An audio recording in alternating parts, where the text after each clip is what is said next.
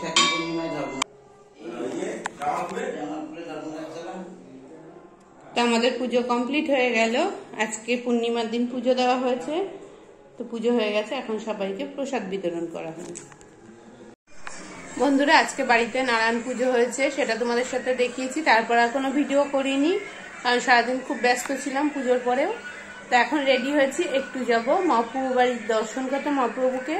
তো সেটা তোমাদের সাথে শেয়ার করব, কারণ খুব ভিড় হয়, পারবো কিনা সেটাও জানি না। যদি হয় অবশ্যই তোমাদের সাথে শেয়ার করব। তো চলো দেখতে থাকো।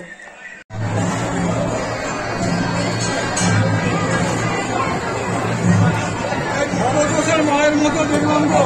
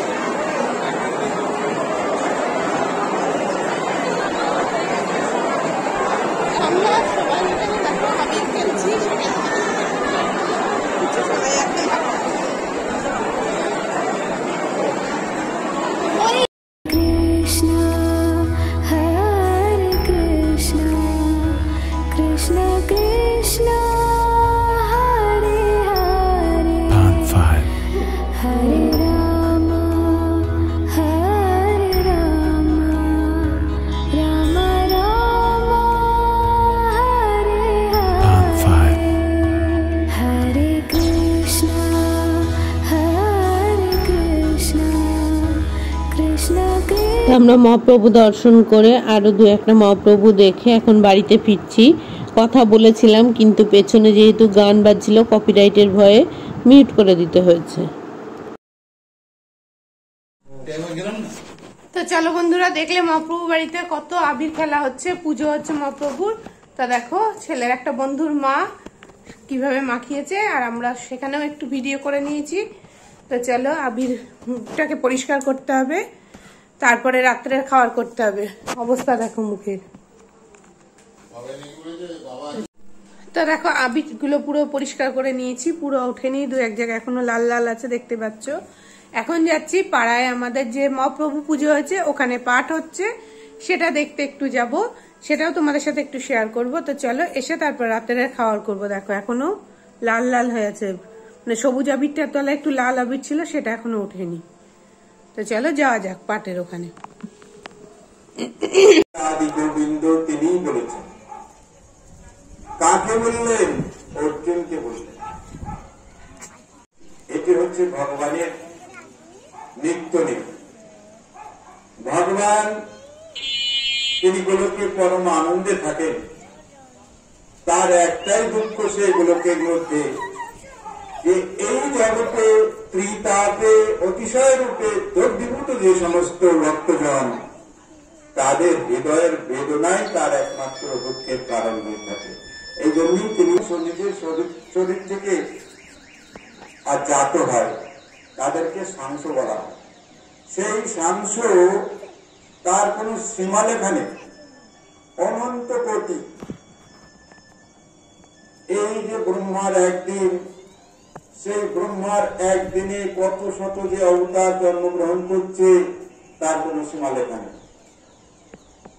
তো সেই অবতার গণের মধ্যে 24 প্রধান, 24 জন অবতার প্রধান, সেখানে মৎস্য, কুর্ম, বরাহ, নৃসিংহ, রাম এবং শ্রীকৃষ্ণ পরিপূর্ণ, যিনি অন্যের কাছের থেকে কোন গুণ ধার করে নেন না বা কোন শক্তিকে ধার করে নেন না, তাকে স্বয়ং আদর শ্রদ্ধা, তত সাধু সঙ্গ, তথ নিবৃত্তি, তত নিষ্ঠা, রুচি, আসক্তি, ভাব, তারপরে প্রেম। সেই প্রেম আবার স্নেহ, মান, প্রণয়, রাগ, অনুরাগ। রাধার মহিমা প্রেম রস সীমা, প্রেমের রসের একমাত্র সীমা। আচ্ছা, এই যে রাধার প্রেম, এটিকে আস্বাদন করবার জন্য গৌরাঙ্গ রূপে এলেন স্বয়ং ভগবান শ্রী গোবিন্দ। এই যে গোবিন্দ, তিনি রাধার অঙ্গকান্তিকে ধারণ করলেন কেন?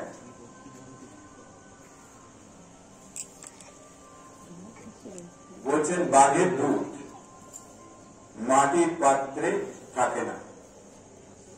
ঠিক সেই প্রকার এই যে মহাভাব, রাধারানীর যে মহাভাব, সেই মহাভাবটাকে আস্বাদন করবার জন্য শ্রীকৃষ্ণ, যিনি স্বয়ং ভগবান, একমাত্র আদি পুরুষ, ঈশ্বর পরম কৃষ্ণ সচ্চিদানন্দ বিগ্রহ, অনাদিরাদি গোবিন্দ।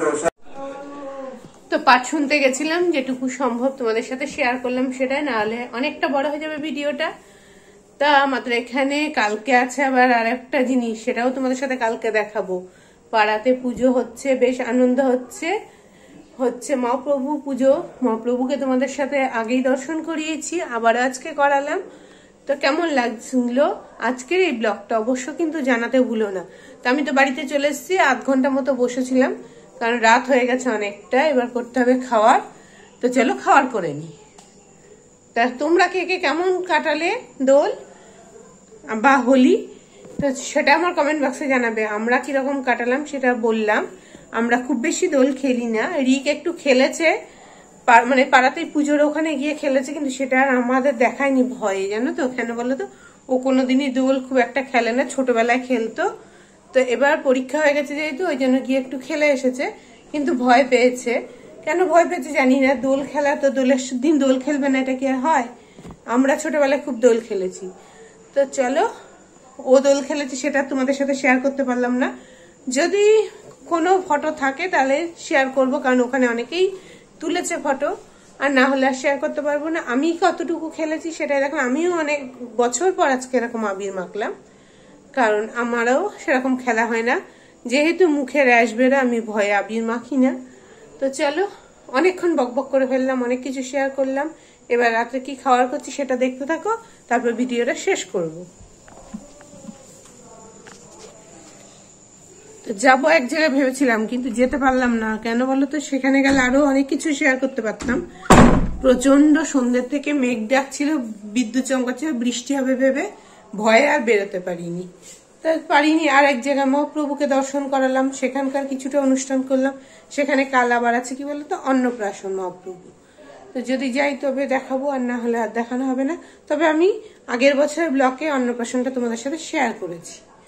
তো চলো, যারা দেখোনি তারা গিয়ে দেখে আসতে পারো ওই ব্লগটা। তো চলো এখন খাওয়ার করে নি। তো এসে খাওয়ার করে নিয়েছি। আজকে খাওয়ারে আছে কি বলতো, পরোটা আর এঁচোড়ের তরকারি। তো রিককে, তোমাদের দাদা ভাইকে আর মাকে দিয়ে দিয়েছি, বাকিগুলো এখনো ভাজবো। গরম গরম ওদের দিয়ে দিয়েছি। আর কি আছে সাথে চলো দেখো। তো এখানে দেখো মিষ্টি আছে, কলার বড়া আছে, সন্দেশ আছে, মিষ্টি মানে রসগোল্লা। কাল পরশু দুদিন, কালকে আর আজকে দুদিন পুজো ছিল। কালকে হয়েছে লক্ষ্মী পুজো, আজকে হচ্ছে নারায়ণ পুজো। সেই সব প্রসাদের সব মিষ্টিগুলো আছে, তো এগুলোও দিয়ে দেবো। তো এগুলো দিয়েই করবো, দুদিন পর পর পুজো ছিল। আর আজকে ব্লগটা আর বড় করছি না। দেখো দুপুরবেলা সেরকম কিছু রান্না বান্না করিনি, এঁচোড়ের তরকারি আর চাটনি করেছিলাম, তার দুপুরে শেয়ার করিনি। আজকের ভিডিওটা এখানেই শেষ করছি। ভিডিওর কোনো অংশে ভালো লাগলে লাইক শেয়ার সাবস্ক্রাইব করতে ভুলো না। আর নতুন বন্ধুরা আমার চ্যানেলে জুড়ে যেও যদি ভালো লাগে। আর চলো, আজকের ভিডিওটা এখানেই শেষ করছি। সবাই ভালো থেকো, সুস্থ থেকো। আবার নতুন কোনো ব্লগ ভিডিও বা রেসিপির সাথে তোমাদের সাথে আবারও কথা হচ্ছে। তো সবাইকে আরো একবার, মানে দোল চলে গেল, তাও দোলের শুভেচ্ছা জানাচ্ছি আর বড়দের প্রণাম জানাচ্ছি। তো চলো, আজকের মতো এখানেই শেষ করলাম ভিডিওটা।